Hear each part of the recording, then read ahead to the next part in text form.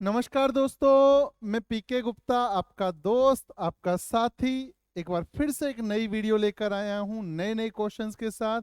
तो चलिए दोस्तों, वीडियो को शुरू करते हैं। लेकिन एक रिक्वेस्ट है आप सभी से कि वीडियो अगर आपको पसंद आता है तो हमारे वीडियो को लाइक ज़रूर करें, कमेंट करें, शेयर करें। और अभी तक भी अगर आपने हमारे चैनल को सब्सक्राइब नहीं किया है तो वीडियो देखने के बाद अगर आपको हमारा कंटेंट यूजफुल लगता है तो दोस्तों चैनल को जरूर सब्सक्राइब करें।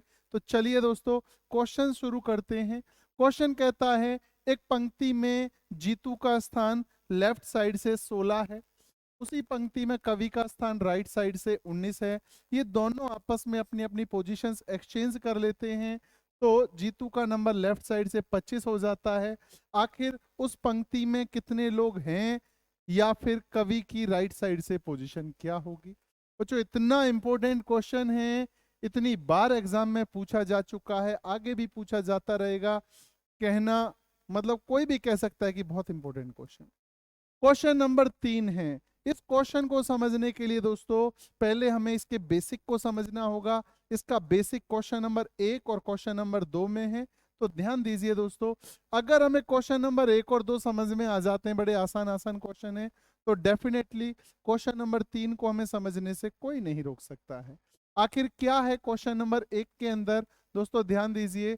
क्वेश्चन नंबर 1 कहता है, एक पंक्ति में, एक लाइन में टोटल 124 लड़के हैं, जिनमें योगेश का स्थान नीचे से 61वां है। नीचे से हमने काउंट किया, 61वें नंबर पर दोस्तों कौन है? योगेश।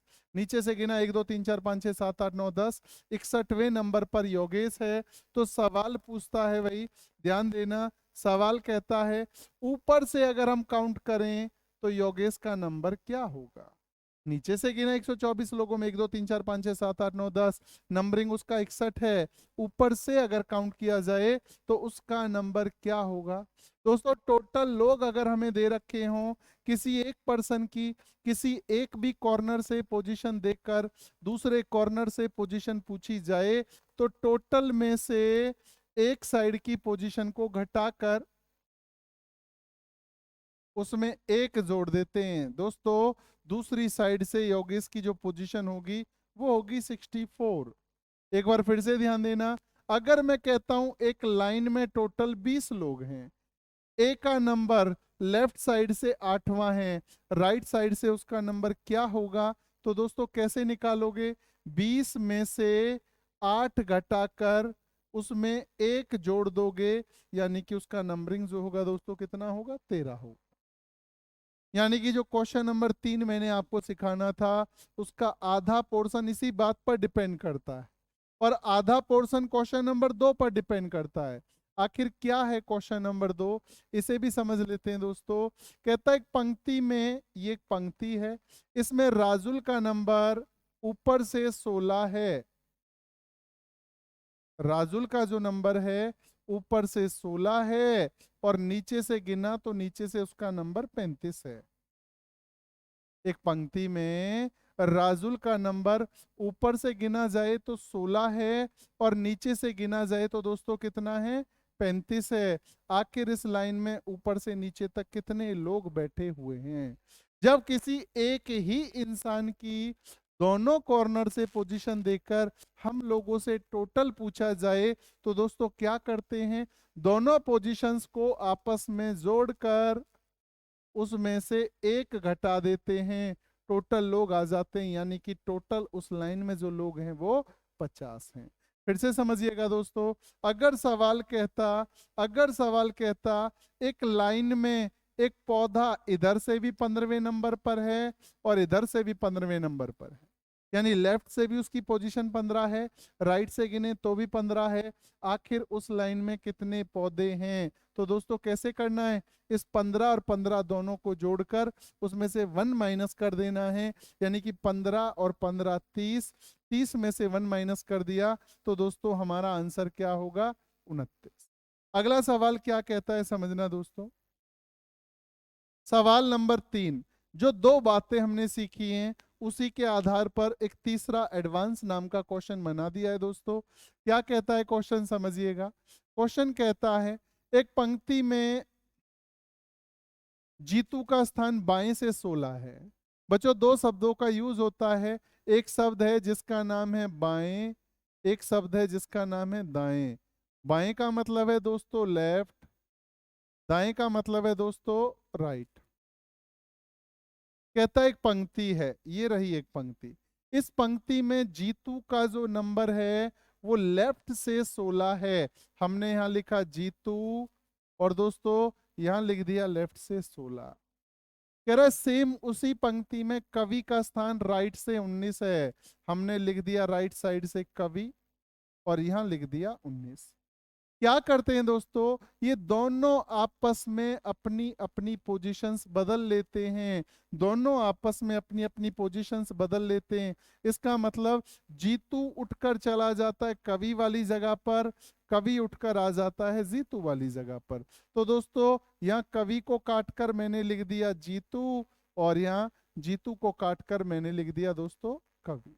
सवाल सवाल हम यहां तक कर चुके हैं, सवाल हम यहां तक कर चुके हैं, सवाल हम यहां तक कर चुके हैं। बदल लेते हैं, बदल दिए तो क्या होता है कि जीतू का स्थान लेफ्ट साइड से 25 हो जाता है। जीतू कहाँ है, यहाँ है, इस वाले नंबर पर है कौन, जीतू। और कहता है जीतू की पोजीशन लेफ्ट साइड से कितनी हो जाती है, 25। लेफ्ट साइड से जीतू का नंबर हो जाता है दोस्तों 25। कह रहा लाइन में टोटल कितने लोग हैं। अभी अभी हमने सवाल नंबर 2 सीखा था, जब एक ही व्यक्ति की दोनों कॉर्नर से हमें पोजीशन पता लग जाए तो हम लोग टोटल लोग मालूम कर सकते हैं। टोटल लोग हम लोग कैसे मालूम करेंगे, दोनों पोजीशंस को आपस में जोड़कर उसमें से एक घटा देंगे। यानी कि हम लोगों ने 25 और 19 को जोड़ना है, 44 हो गया, एक माइनस कर देना है दोस्तों, कितना हो गया 43। यानी पंक्ति में पूछे कुल कितने लोग हैं तो हमारा आंसर होगा 43। अच्छा भी, अब दूसरा सवाल और है, कवि का राइट साइड से स्थान बताओ। एक लाइन है जिसमें टोटल 43 लोग हैं, कवि यहाँ बैठा है, कवि कौन से नंबर पर बैठा है दोस्तों, कवि 16वें नंबर पर। अब हमें बताना है कवि की पोजीशन राइट साइड से कितनी होगी। तो कैसे निकालेंगे दोस्तों, ये सवाल नंबर 1 है जो हमने सीखा था। इस टोटल में से 43 में से 16 घटा देंगे, 13 में से 7 गया 6, 3 में से 1 गया 2 और 1 जोड़ देंगे, यानी कितना आ गया दोस्तों 28। यानी टोटल लोग 43, कवि की राइट साइड से पोजीशन 28। हमारे क्वेश्चन का जो आंसर होगा दोस्तों वो ए होगा। समझ आया आपको, समझ आया आपको। आगे बढ़ते हैं दोस्तों, सुनिएगा समझिएगा ध्यान दीजिएगा। एक क्वेश्चन और है ऐसा ही, उसे भी ट्राई करके देखते हैं। आप लोग भी पेन कॉपी लेकर साथ साथ कर सकते हैं। कहता है एक पंक्ति में, यहाँ भी जीतू और कवि ही हैं, एक पंक्ति में जीतू लेफ्ट साइड से 16 है, जीतू के लिए मैंने जे लिखा, लेफ्ट साइड से 16। कवि राइट साइड से 19 है, कवि के लिए मैंने के लिखा, 19 है। कहता है दोनों आपस में अपने अपने स्थान बदल लेते हैं, यानी के तो उठकर आ गया यहाँ और जीतू उठकर चला गया यहाँ। तो सवाल बच्चों हमारा यहाँ तक हो गया है। अब लास्ट टर्निंग पॉइंट रह गया, क्या कहता है समझिएगा, समझिएगा भाई। तो कवि स्थान बदल लेता है, तो कवि का स्थान राइट साइड से 25 हो जाता है। कवि कहाँ है, ये रहा K4 कवि। ये जो नंबरिंग है राइट साइड से दोस्तों कितनी हो जाती है, 25। यानी पंक्ति में टोटल लोग कितने हुए। अब हमें कवि की पोजीशन लेफ्ट से पता है 16 है, राइट से पता है 25 है। टोटल लोग निकालने कैसे निकलेगा दोस्तों, 16 और 25 दोनों को आपस में जोड़कर एक घटा लेंगे, 16 और 25 41। 41 में से एक गया तो दोस्तों उस लाइन में जो टोटल लोग हैं वो हैं 40। लेकिन टोटल तो हमसे पूछा नहीं है, हमसे तो जीतू की लेफ्ट साइड से पोजीशन पूछी है। दोस्तों जीतू की लेफ्ट साइड से पोजीशन निकालने के लिए हमें टोटल पता होना चाहिए। टोटल 40 है, जीतू 40 लोगों में इधर से 19 है, और बताना कहां से, जीतू का पोजीशन लेफ्ट से, इधर से बताना है। दोस्तों कैसे बताएंगे, टोटल में से एक साइड की पोजीशन को घटाकर उसमें एक जोड़ देंगे, यानी कि 40 में से 19 घटाकर एक जोड़ेंगे।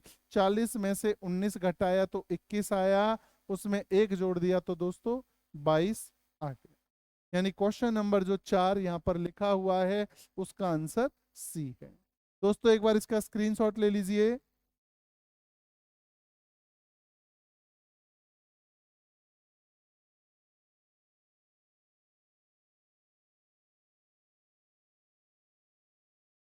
अगला सवाल ध्यान दें भाई। अगला सवाल क्या है? सीता कणिका से आयु में बड़ी है, इला कणिका से बड़ी है लेकिन सीता से छोटी है, शैंपा मानस और कणिका दोनों से छोटी है, कणिका मानस से बड़ी है। मतलब इस तरीके से हमें 5-6 लोग दे देता है, कह देता है वो उससे बड़ा है, वो उससे छोटा है। तो दोस्तों याद रखना, जो बड़ा होगा उसे हम ऊपर लिखेंगे, जो छोटा होगा उसे हम नीचे लिखेंगे। कहता है सीता कणिका से बड़ी है, तो सीता हमने लिख दिया ऊपर, कणिका हमने लिख दिया नीचे। सीता कणिका से बड़ी है। आगे कहता है इला कणिका से तो बड़ी है और सीता से छोटी है। कौन? इला। तो दोस्तों इला को कहाँ लिखेंगे हम? बीच में। कणिका से तो बड़ी है और सीता से छोटी है। कौन दोस्तों? इला। अगली लाइन में कहता है शैंपा, शैंपा नाम की लड़की मानस और कणिका दोनों से छोटी है। शैंपा जो है वो लड़की शैंपा मानस से भी छोटी है और कणिका से भी छोटी है, यानी शैंपा आ जाएगा नीचे, कणिका से छोटी है। अब बात आती है मानस से भी छोटी है, मानस को यहाँ लिखें, कणिका से ऊपर लिखें, इला से ऊपर लिखें, सबसे ऊपर लिखें, अभी कुछ कह नहीं सकते। अगली लाइन में जाते हैं दोस्तों। कणिका जो है कह रहा है मानस से बड़ी है। कणिका किससे बड़ी है? मानस से बड़ी है। कणिका मानस से बड़ी है। यहाँ लाइन कह रहा था शैंपा मानस और कणिका से छोटी है। कह रहा है इनमें सबसे छोटी कौन है? तो दोस्तों आपके क्वेश्चन का आंसर क्या हुआ? शैंपा। एक बार फिर से एक और क्वेश्चन ऐसा ही दोस्तों समझिएगा, आप भी मेरे साथ साथ कर सकते हैं। एक खंबा, एक खंबा, जी हाँ, जिराफ से लंबा है जो कि पेड़ से लंबा है। जी हाँ, एक खंबा, खंबा जो है क्या है? जिराफ से लंबा है। अब कहता है जो कि, जो ये किसके बारे में कह रहा है? जिराफ के बारे में। पेड़ से लंबा है। कौन? जिराफ जो है दोस्तों वो पेड़ से लंबा है। खंबा जिराफ से लंबा और जिराफ पेड़ से लंबा। कह रहा सिग्नल जो है, सिग्नल जो कि खंबे से छोटा है लेकिन इमारत से बड़ा है। अच्छा भाई, सिग्नल लिखा हमने, सिग्नल अलग से, खंबे से तो छोटा है, खंबे से छोटा है और इमारत से क्या है? बड़ा है। अलग से लाइन लिख दी हम लोगों ने, सिग्नल। आगे कहता है जो जिराफ से बड़ा है, जो क्या है? जिराफ से बड़ा है। कौन? इमारत की बात कर रहे हैं। इमारत जो है दोस्तों क्या है?